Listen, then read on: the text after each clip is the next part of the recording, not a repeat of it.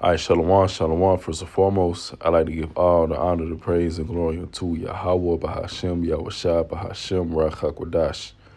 Double honors to the elders and apostles, a great millstone who rule well. Peace and salutations to the elect, scattered abroad. This is the brother Barbara Saul here with a lesson, and Lord willing, that's edifying. All right, and the title of this lesson will be, Behold, I come as a thief. Right, and, we have to have that mindset, right? That the Lord can come at any moment. You don't want to be in the mindset of the Lord could come in, 40 years, 50 years, 100 years. The Lord may not come within our lifetime because, that's pretty much the spirit that you're seeing, these different camps do. Like you had the guy, Alazar, he mentioned something like that. I believe Nate, now he's saying, we don't know when the nuclear destruction could be. It could be all these years from now, decades from now. But, the Lord said peace and safety and then sudden destruction, right? The Lord cometh as a thief. And currently where we are right now, man, I mean, with technology, with how everything is, right? The advancement of technology becoming smaller. Esau looking to, track you through your phone and all these different ways, real ID, all right, 6G, all these things coming to pass. Esau does not need 50 more years to, mandate the MOTB, all right? So you constantly got to keep watch, for these different prophecies because we understand that, the Lord is, the Lord is coming. All right. And that day will come and you want to be ready. You don't want to be in a lackadaisical spirit, not being hot because you think that you got another, 50 years to be wicked. All right. Or do whatever to, be in a lukewarm type of spirit. All right. So this is the book of Revelation 16-15. It says, Behold, I come as a thief. This is going into Yahushua. Blessed is he that watcheth and keepeth his garments, right? And the garments are what? Will cover you, right? And what's going to cover the elect is what? Their faith, their works, keeping watch of these different prophecies, right? That day not coming to them as a thief in the night because the elect is going to watch, right? And hasten in the Lord's coming, right? Making their calling and election sure. And it says, lest he walk naked and they see his shame. Naked meaning being in sin, right? And a lot of these guys is going to be in shame, right? Because, they've been teaching false doctrine for a long time, man, selling out, all right? Because Esau, these different guys who sold out, if you're a leader that sold out, Esau's not going to be coming to your aid when all hell breaks loose, man. All right, this is the devil. The scriptures go into Satan's wicked devices, right? Let me get it real quick.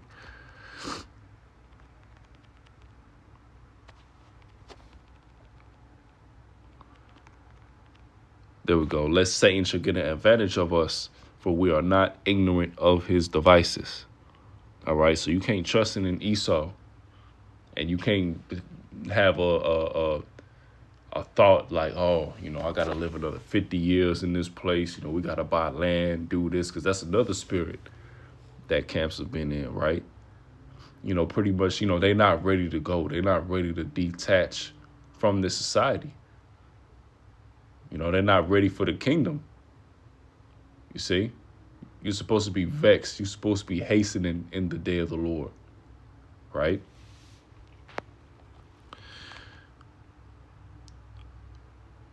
So this is the book of 2 Peter 3:12. It says, I'll start at 10. But the day of the Lord will come as a thief in the night, in which the heavens shall pass away with a great noise, and the elements shall melt with fervent heat. The earth also and the works that are therein shall be burned up. And this is going to the thermonuclear destruction, and this will happen within our lifetime. All right, this isn't something that's this is gonna happen another 100 years. All nah, man. All right, with how everything has been going, how everything is speeding up. Look how much things has changed since 10 years ago, 15 years ago, 20 years ago, and things are changing more and more rapidly at a more rapid pace, right? Especially since this truth has been broadcasted throughout the four corners of the earth, because the scriptures go into that this word has to be preached to the four corners of the earth as a witness, you see, and that's been able to happen through the internet, YouTube, right? All these different social media platforms. Israelites are waking up to who they truly are, right? And what's also happening is the wicked is being exposed. So everything is happening along prophecy rapidly where it needs to be, right? And the major prophecy that we're waiting on is the mark of the beast, right? Because we currently in the third woe, right? But the third woe and Jacob's trouble, but the third woe and Jacob's trouble won't intensify until that MOTB is passed. All right. Or maybe Jacob's trouble. I'll say the third woe, because Jacob's trouble is going to continue to get worse. And then, the MOTB will be kind of a solution for you to get out of that at hell, right? All hell breaking loose. But either way it go, the MOTB is what we're waiting on. All right. And, currently, Esau has everything in play, right? The technological advancements, the economy, crumbling, right? Introducing crypto, introducing a UBI, right? A digital system. We seen it all come into play, and it's not. It don't need another 50, 100 years for this to happen. All right. It says, nevertheless, we according to Salakia. Let me read 11. Seeing then that all these things shall be dissolved, what manner of persons ought ye to be in all holy conversation and godliness, looking for and hasten unto the coming of the day of Yahweh, wherein the heavens being on fire shall be dissolved, and the elements shall melt with fervent heat.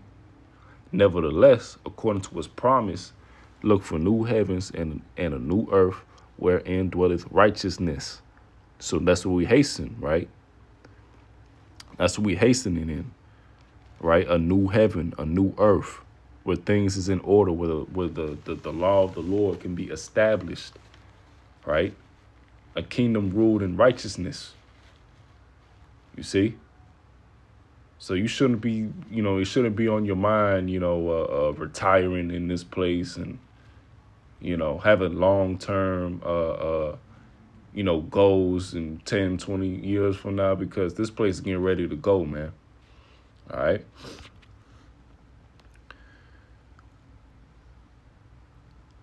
So this is the book of 1 Thessalonians 5:1. It says, but of the times and the seasons, brethren, ye have no need that I wrote unto you, for for yourselves know perfectly that the day of the Lord so cometh as a thief in the night. So you constantly got to work out your salvation through fear and trembling, right? Making your calling and election sure, watching for the prophecies, hastening in the day of the Lord, right? Because you saying that we don't know, which it is true, right? We don't truly know when Yahweh Shai is going to come back. When we don't have a date, knowing when Babylon will actually be destroyed. We don't have that. But we know it's going to be sooner than later through the Spirit, right? And notice that the main ones pushing that, hey, this is going to come sooner than later is GMS, because we are the ones that constantly go into prophecy. Camps don't go into prophecy. They all about, folly, selling merchandise, all right, getting on different platforms, pushing the day of the Lord, not knowing what the MOTB is, changing up the doctrine. You got other camps, the Genesis guys, which, people don't even consider them a Israelite camp anymore. But preaching in that the heathen can be saved.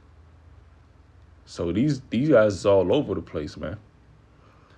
Right? But verse 3 says, "For when they shall say peace and safety, then sudden destruction cometh upon them, as travail upon a woman with child, and they shall not escape." So sudden destruction. Just because, you seen a ceasefire agreement, just because, you haven't really seen, too many major leaps in the news and things like that, don't mean to nothing is about to happen, or it's going to take a long time for something to happen, right? It's all just the act, right? Smoke and mirrors, whatever you want to say, but the scriptures say peace and safety, then sudden destruction. So we constantly got to be ready. You always got to keep your garments. You constantly have to, watch for these things to happen. You see? So we really don't know, right? There, you have other people's spirit. Their spirit is maybe it'll happen 50 years, 100 years from now. Our spirit is it could happen within months, this year, right?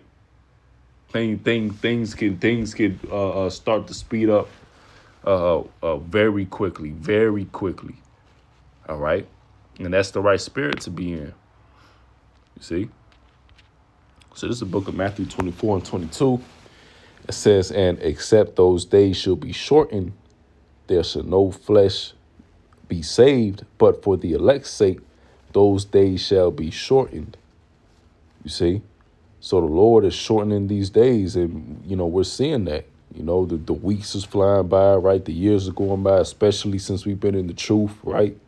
2020, the C1 to the 9 situation, juice situation. I feel like, that happened, a long time ago, man. But that's just how that's just how things have been moving, man. Right? These days are being shortened for the elect's sake. It says, it says, "And except those days should be shortened, there shall no flesh be saved." So if Esau keeps on going, if he has another hundreds of years, 1,000 years, whatever, nobody's gonna be saved for this man. You see? Not to mention the scriptures go into Revelation 12 and 12, right? Which we got it. It says, "Therefore rejoice, ye heavens, and ye that dwell in them. Woe unto the inhabitants of the earth and of the sea, for the devil is come down unto you, having great wrath, because he knoweth he hath but a short time." You see? Open the effing straight. All right? That's what that devil said, man. So and Esau, he's got that warlike spirit on him. The scriptures don't talk about Esau being a peaceful man, friendly man. No, it's all about war. It's all about, psychological warfare, physical warfare, right? Using his sword. This isn't a man to bring peace upon the earth. He doesn't have a peaceful bone in his body, man. You see? And we getting ready to see that, man. That great wrath is coming. All right? But that'll do it with the lesson, and Lord willing, it was edifying. So with that, I'd like to give all the honor and praise and glory unto Yahweh Bahashem, Yahushua Bahashem, Baruch HaKodesh, to the one.